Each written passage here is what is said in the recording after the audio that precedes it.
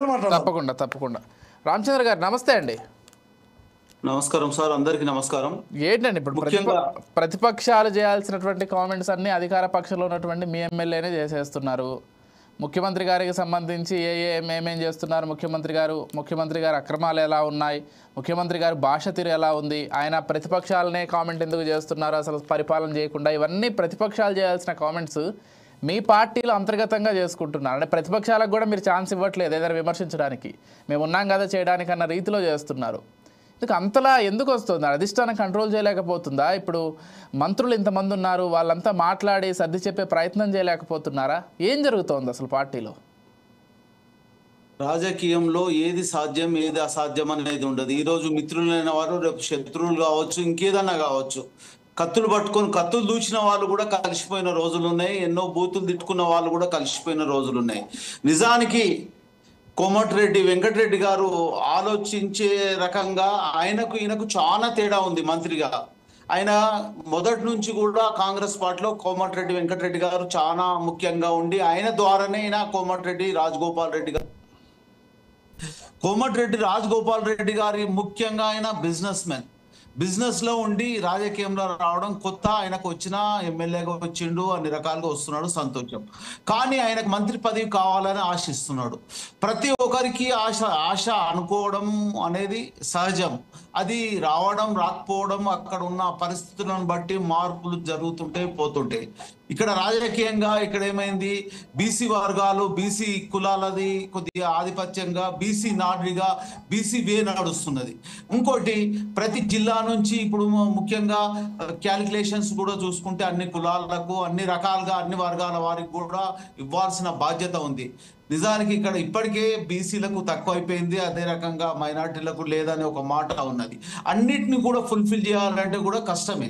నిజానికి ఎలక్షన్ల ముందు కూడా మాటిస్తే ఎవరన్నా ఇవ్వచ్చు, దానికి కూడా ఆయనకు సముచిత న్యాయం చేస్తున్నారు. వాళ్ళ అన్నగారికి ఆయన కోమటిరెడ్డి వెంకటరెడ్డి గారికి మంత్రి పదవి ఉన్నది, ఆయన ఆపాలే, ఆయన అవసరం అనుకుంటే ఆయనకు సరిచేస్తుండొచ్చు. ఇది రెండు రకాలుగా ఆలోచించాల్సి వస్తుంది. ఒకటి టీ కప్పులో తుఫాన్ లాగా అవచ్చు, అవసరం అనుకుంటే ఈ పరిస్థితుల్లో ఉంటే బహిష్కరించి ఆయన వేరే పార్టీలకు పోయే ఆస్కారం ఉంటుంది.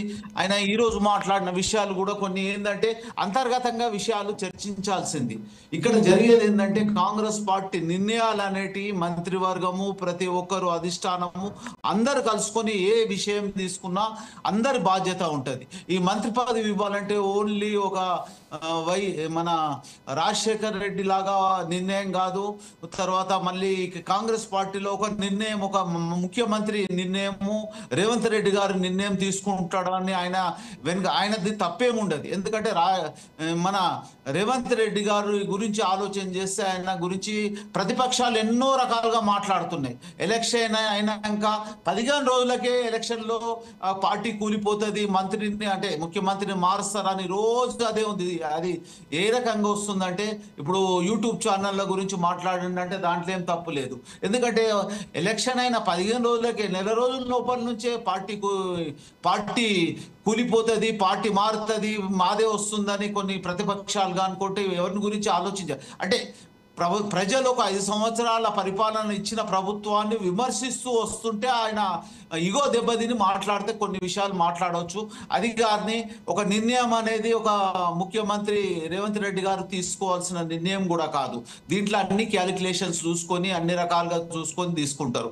రైతుల గురించి మాట్లాడితే రైతులకు సుమారుగా 1,00,000 కోట్ల రూపాయల వరకు ఈరోజు ఖర్చు చేసిన ప్రభుత్వం దేశంలో ఎక్కడ లేనిది కాంగ్రెస్ పార్టీ ఉన్నది. అదే రకంగా ప్రతి దాని కూడా ఉద్యోగ వర్గాలలో కూడా సుమారుగా మాట్లాడొద్దు, మీరు మధ్యలో మాట్లాడొద్దు, మీరు తర్వాత మాట్లాడండి. నేను చెప్పేది అట్లా మీరు మాట్లాడండి. ప్రజలకు సన్నబియ్యం ఇస్తున్నారు, అది సంతోషంగా ఉన్నారు. దాంతో పాటు ఇంకా కూడా ఉంది అంటే ప్రజల నుంచి మేము ఇప్పటికీ మాకు 5 సంవత్సరాలు ఉంది, ఇప్పుడు 18 నెలలు జరిగింది, ఉన్నాయి తప్పులు ఉన్నాయి. తప్పుల గురించి ప్రతి తప్పును మీరు ఎత్తిపోసే ప్రతిపక్షానికి ఉంది, ప్రతి పౌరునికి కూడా ఉంది. అంటే రామచంద్ర గారు ఇవన్నీ కొద్దిసేపు పక్కన పెడితే ఆంధ్ర వాళ్ళకి 20 మంది పెట్టుబడిదారులు ముఖ్యమంత్రి వెనకున్నారు, వాళ్ళే నడిపిస్తున్నారు, దోచుకుని వెళ్తున్నారు అనేటువంటి కామెంట్. అదే ఏ నిర్ణయం తీసుకోవాలన్నా ముఖ్యమంత్రి రేవంత్ రెడ్డి గారు ఒక నిర్ణయం తీసుకోరండి. మంత్రివర్గ సపోర్టు ప్రతి ఎమ్మెల్యే పార్టీకి సంబంధించిన ప్రతి ఒక్క విషయాన్ని కూడా అంతర్గతంగా చర్చించి ప్రతిది కూడా దేనికి ఏది నామినేటెడ్గా 5 లక్షలు మనకు ఇవ్వడానికి ఉంటుంది. కానీ అంతకంటే పెద్ద కాంట్రాక్ట్ కావాలంటే ఆన్లైన్ టెండర్ ఉంటుంది. వితౌట్ టెండర్లో ఏదున్నా మీరు లీగల్గా కూడా చూసుకోవచ్చు. ఏదో నోటికి వచ్చినట్టు మాట్లాడడానికి నాకు కూడా అంటే వాక్ స్వతంత్రం ఉంది, కానీ ఎవరినైనా విమర్శించేటప్పుడు కూడా ఆలోచన చేయండి. ఏదైనా ఆన్లైన్ టెండర్స్ ఉంటాయి. వితౌట్ టెండర్లో ఒక చిన్న పని కూడా కాదు. 5 లక్షల లోపల అంటే నామినేటెడ్ వర్క్స్ ఉంటాయి. దాన్ని ఎవరైనా చేస్తుండొచ్చు. అది గ్రామీణ స్థాయిలో చిన్నగా ఉంటుంది. అది కూడా సర్పంచ్కే ఉంటుంది. కానీ డైరెక్ట్ ఎమ్మెల్యే మంత్రులు కూడా చేసే ఆస్కారం లేదు. దానికి డిపార్ట్మెంట్ పరంగా ఉంటుంది. వీళ్ళు ఇచ్చింది ఏదన్నా అంటే వీళ్ళు మాట్లాడింది 20 మంది తెలంగాణ ఆంధ్ర కాంట్రాక్టర్లు ఉన్న విషయం మాట్లాడుతుండ్రు కదా. ఆ 20 మందిని బయట పెట్టి వాళ్ళు ఏ రకంగా అంటే నామ్స్ ప్రకారంగా చట్టపరంగా కాకుండా వితౌట్ గా ఆయన ఏదైనా ఇన్ఫ్లుయెన్స్ ఉపయోగించి చేస్తున్నారు అనే విషయం ఉంటే మీరు చెప్పండి. అది జరగదు. అయితే దాంట్లో ఏముంటుంది అంటే ఇప్పటి వరకు కూడా తెలంగాణలో అంటే గత 10 సంవత్సరాల నుంచి చూసుకుంటే కూడా ఆంధ్ర కాంట్రాక్టర్లు ఉన్నారు. నేను కూడా ఈరోజు చెప్తున్నాను, ఆంధ్ర కాంట్రాక్టర్లే ఎక్కువ ఉన్నారు. దాన్ని తగ్గించే ప్రయత్నం చేయాలి. కాంగ్రెస్ పార్టీ కూడా చేస్తుంది. ఎందుకంటే ఫైనాన్స్ అయినా కానీ ఏదైనా కానీ అంటే ఇక్కడ తెలంగాణ కాంట్రాక్టర్స్ ఎక్కువ లేరు. ఇప్పుడు కాదు, గతంలో చూసుకుంటే గతం కంటే ఇప్పుడు తక్కువ వస్తున్నది.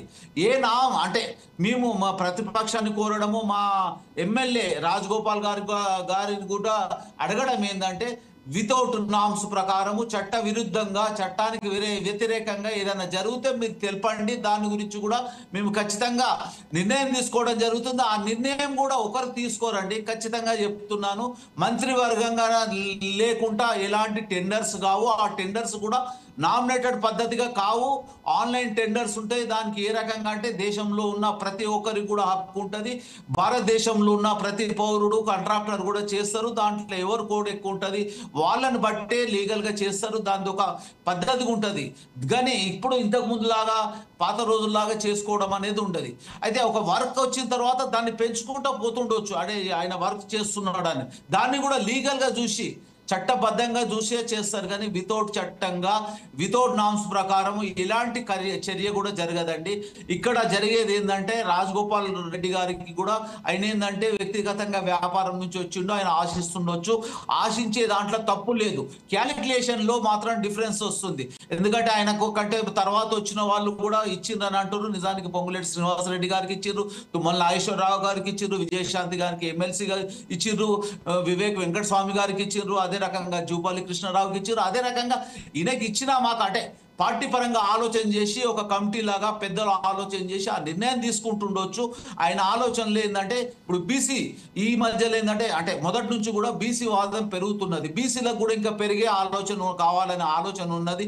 ఆ బీసీలో ఇప్పుడు ముగ్గురు అంటే గతం కంటే 3 మంత్రులను ఇవ్వడం జరిగింది. ఆ 3 మంత్రులు కాక ఇంకా ఇస్తుండొచ్చు అని ఆయన ఆలోచన ఉండొచ్చు.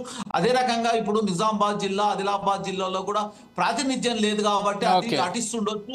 ఈ రకంగా పోతుంటే నాకు ఉండదు, నాకు భవిష్యత్తులో ఉండదు అనే ఆలోచనతోనే ఆ టెన్షన్ అంటే ఆయన ఆలోచనతోనే ఆయన వ్యక్తిగతంగా మాట్లాడితే తప్పేం లేదు. కానీ పార్టీ గురించి మాట్లాడడము సమంజసం కాదు. ఆయనకు 2 ఆప్షన్స్ ఉన్నాయి. పార్టీకి క్షమాపణ అని చెప్పి పార్టీలో ఉండడం, లేకుంటే పార్టీ నుంచి ఇప్పుడు కొత్త ఏం కాదు, ఆల్రెడీ ఇంతకు ముందు మన తీన్మార్ మల్లన్న గారిని సస్పెండ్ చేయడం జరిగింది. అదే రకంగా ఏదైనా జరుగుతుండొచ్చు.